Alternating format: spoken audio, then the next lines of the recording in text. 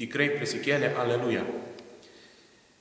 Kažkada važiuodamas namo pasukau naujų kelių. Norėjau sužinoti, gal išbandyti trumpesnį kelią. Pervažiavęs keletą kilometrų pamačiau, kad kelias baigėsi. Reikėjo man apsisukti, sugrįžti. Suklydau, pasitikėjau savimi, pasitikėjau kažkokią nuojautą. Čia yra toks kasdieninis įvykis, bet aplamai mūsų gyvenime mes irgi galime suklysti. Galime ne tą pasirengti, galime priešintis logikai arba ir pačiam Dievui.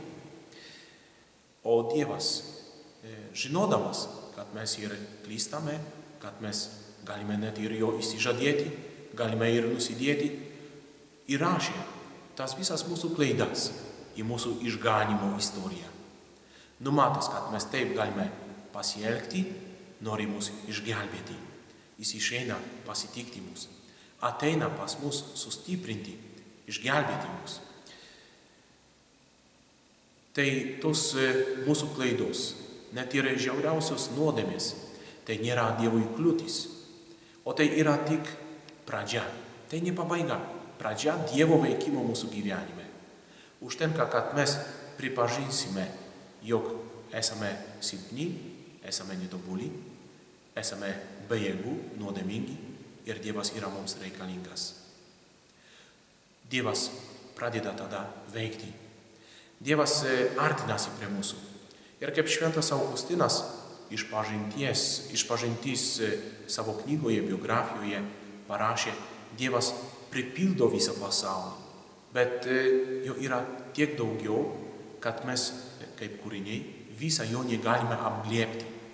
Ir jis ne tik pripila kūrinyje, irgi apipila, apglėbia visą kūrinyje. Ir mes, nors esame trapus, nors galime susidaužyti, tai jis gali mus apsaugoti, jis gali mus ištobulinti, gali mus atnaujinti. Ir būtent tą padarė šiandien Jėzus Kristus, kaip girdėjome Evangelijoje, ateis pas apaštalus.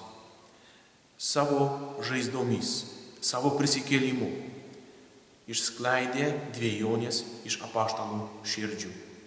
Jie tapo kitokie, jie gavo Dievo ramybę. Jie pamatė, jog Jėzus iš tikrųjų yra gyvas, yra jų tarpe ir veikia.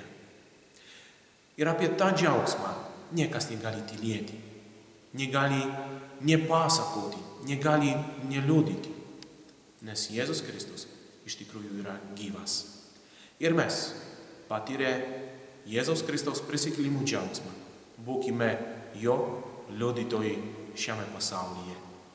Sveikinu visus su pranciškonišku šūkiu taika ir gėris ir Velykų pasveikinimu.